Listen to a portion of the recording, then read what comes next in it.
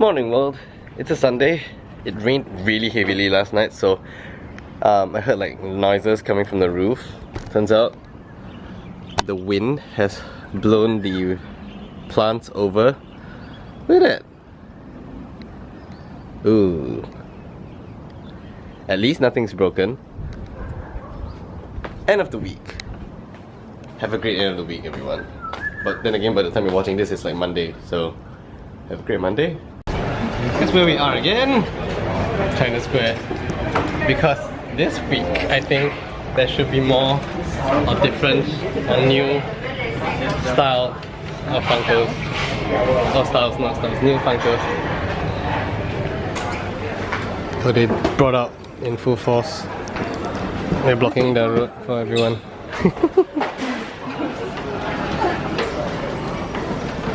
Oh, this Jabba the Hutt. Yoda. Sure. Okay, it's time to spend money.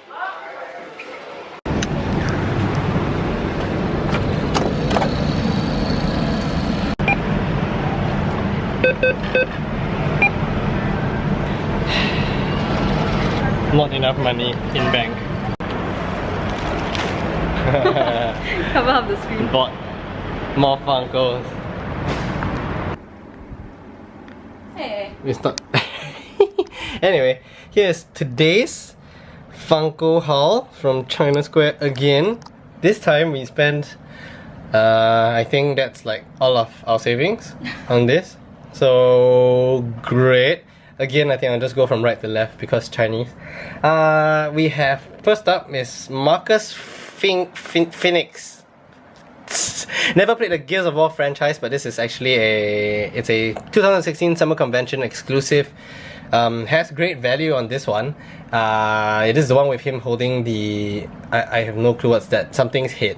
Anyway, next up we have Firestorm from DC Superheroes Collection. This one's the greyish looking one, silverish looking one. Again, this one all good value from the Funkos that we've gotten today. And then this is one of my favorites that we've gotten today. This is the Golden Freddy from the game Five Nights at Freddy. Also a convention exclusive, looks awesome. Doesn't have as much value as the other Funkos, but I like it, so that works.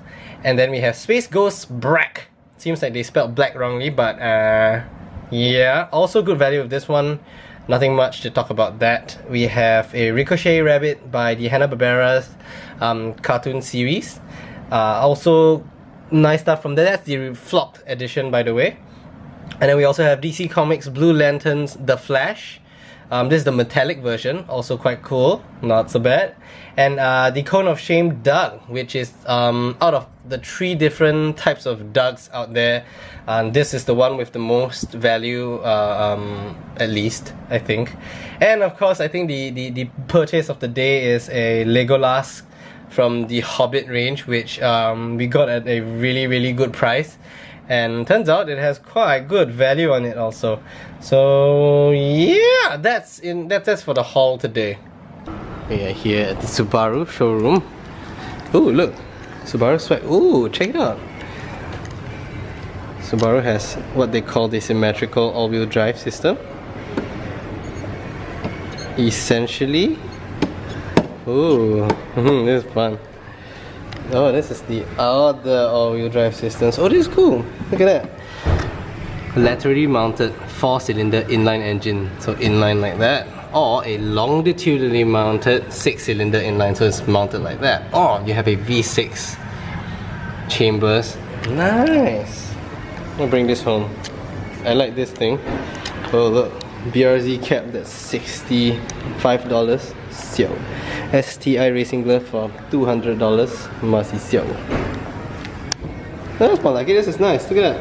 It's the rally car and created by Desire Subaru BRZ. This is the Forester 2.0i. Oh, I like the rims. Oh, they actually compared it to these competitors outrightly. It's like, but you suck! I quite like this. Proud of Boxer. And surprisingly, like the Caesar Milan standing in the corner there. Beside this two, that's just looking at the Caesar Milan stuff. And then there's two rally cars here. They use sparkle steering wheels. I think I showed this before, but nice. It's the WRX. Gotta love the WRX. Show you the Boxer engine. Deep. There's the Outback. You can put your bicycles onto the Outback. Still prefer the Forester's looks though. Like this one. XT. Oh, this even has an STI rear, I don't know, bar diffuser thing. This is a nicer one.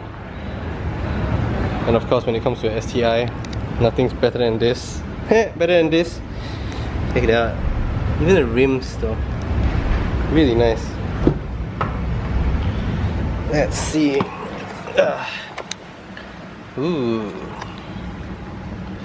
I always love the STI accents. And even the gear knob is red. Of course, clutch pedals, all the pedals over there. Plus my hairy legs.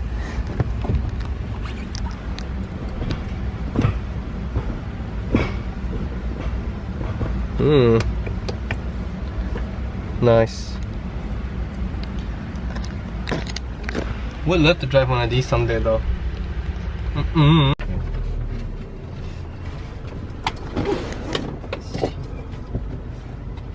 Then we also come with a GPS. Oh, okay. Also come with a GPS built-in. Ah.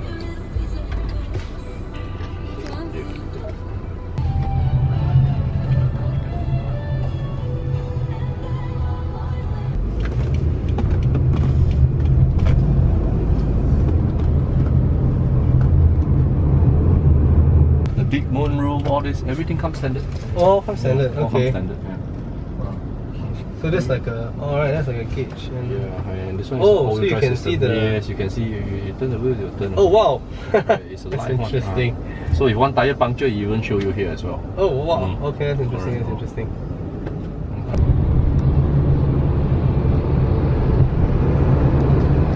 In fact, on the road you can hardly meet, I must say, cars above 200 horsepower. That's true lah. Yeah, currently also.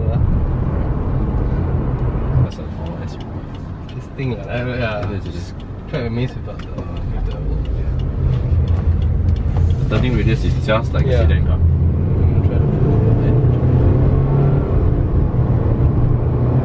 Zero to 100 just 7.5 seconds.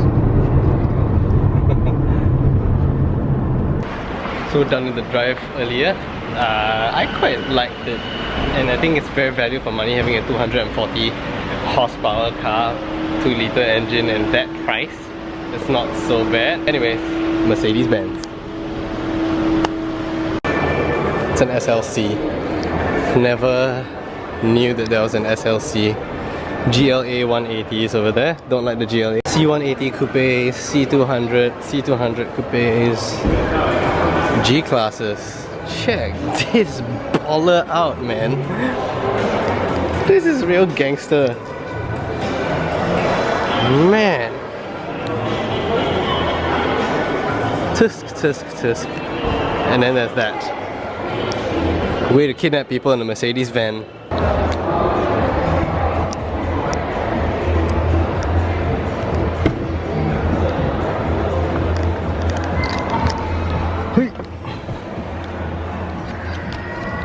Hello sir, where do you want to go? Is that a hit? Well, guess where we are now? A BMW again. Oh, my car is still here. And my second car is also here. And then the car, Tuesday car is here. Someday.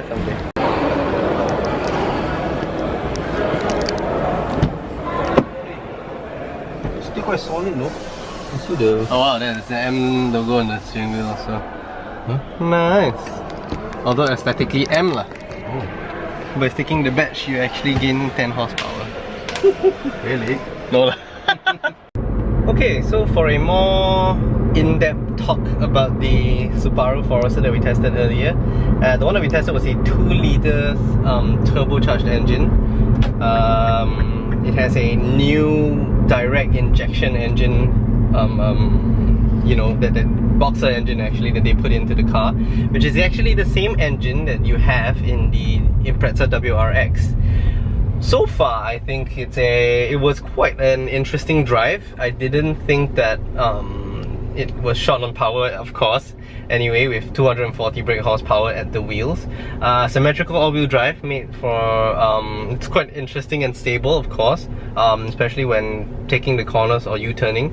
However, power band is kind of difficult to attain. I think it takes some time to actually get used to that, and there is sort of a learning curve to the car, somehow, despite it being, oh, there's an Outlander, there's a Forester behind there.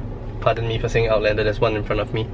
Yeah, so it's kind of a certain level of learning curve, especially if you're gonna get the turbocharged model. I think though, especially for Singapore roads, it should be a little bit more apt just to get the normal 2-litre 150 brake horsepower non-turbocharged model. I think that should give enough power for the roads and stuff like that. Because why I say the learning curve is a little bit steep is when it takes some time for you to get used to getting off the mark with acceleration, not flooring it, of course, and the brakes are a little bit more sensitive than I thought it should be. Yeah, so it was a little bit of a jerky ride when I was driving it earlier, but other than that, it seems to be quite a fantastic car. I mean, if you want something value for money for that price and that power, as in the 240 brake horsepower, go for that. I think it's brilliant, like 130,000 for that, as in, you know, in the Singapore terms. But of course, $10,000 to $15,000 cheaper, you have the normal model, which of course does the trick just as well.